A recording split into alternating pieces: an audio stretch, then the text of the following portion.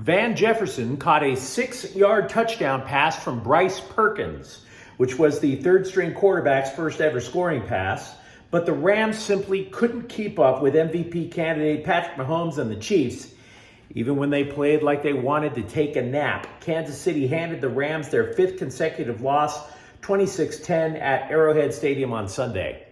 Hi, I'm James of Faithful Angelino Sports with a rapid recap of Rams football. And if you enjoy talking about the defending Super Bowl champions, don't forget to subscribe to the channel. We talk Rams football here, good times and bad. Now, had Perkins and this particular offensive roster, if they had managed to keep up with the Chiefs, it might have been one of the biggest upsets in the NFL in years. The Rams were not only down Matthew Stafford due to the concussion protocol, second-string quarterback John Wolford with a neck issue, two top receivers, Cooper Kupp being one of them, the other being Allen Robinson, and they were throwing out their 11th different offensive line coordination. No other team in the NFL has started more than 7 different offensive lines. The Rams have started a different one every single game. Now, I don't say that to make excuses, simply to illustrate the point.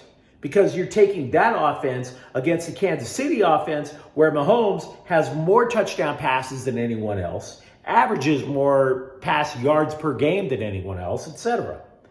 It would be fair to say that Kansas City played this game like they were disinterested. Sure, Travis Kelce did catch a 39-yard touchdown pass from Mahomes. Isaiah Pacheco rushed for another. But on 4 other occasions, the Rams defense forced field goals when they were in the red zone as opposed to touchdowns.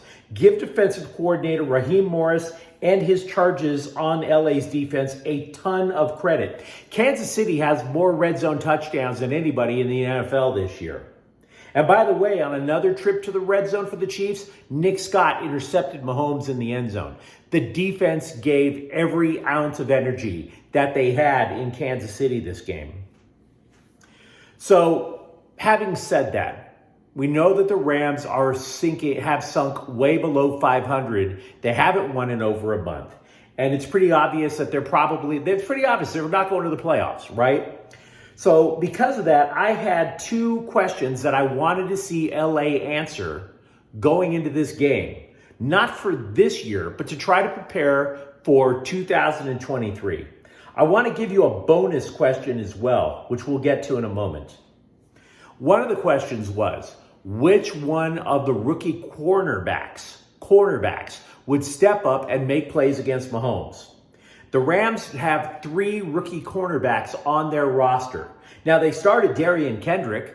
He's a rookie, but I didn't see any catches against him. For that matter, the catches that I saw came against linebackers, came against Taylor Rapp, came in breakdowns in the zone. The Rams played a 2-deep shell. So you had cornerbacks playing low, and there was a little bit of a gap in this area that I saw a couple of wide receivers make plays in the zone.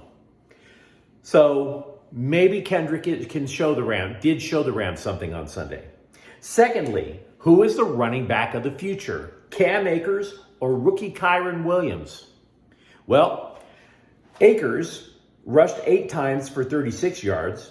Williams, 11 times for 35 yards. So you tell me, did either of that strike you as particularly impressive? I don't think so, particularly because Perkins was the Rams' leading rusher on Sunday. So I don't think they have an answer for the running game yet. But the bonus question that I mentioned earlier is, did Perkins show enough? Not to replace Stafford as the starting quarterback, that's obvious, but possibly move up in the depth chart over John Wolford. Perkins, for example, he was facing the number 26 defense in terms of pass defense in the NFL. But Perkins completed only 13 of 23 passes for 100 yards, again, against the number 26 pass defense in the NFL. Plus, he also threw 2 painful fourth-quarter interceptions. He was also called for delay of game twice, and it appeared that he had no idea that the clock hit 0 in the first place. So I don't want to say he embarrassed himself, but I don't want to say that the Rams should be tearing up their depth chart for this guy either. It just is what it is. The Chiefs improved to 9-2. LA down to 3-8. They are going to play Seattle at SoFi Stadium on December 4th. So once again, Kansas City kind of sleepwalks to a 26-10 victory over LA. Let me know what you think in the comments thread. I'm interested in what you think about the Rams, who might have showed that they might want to get more playing time in the future.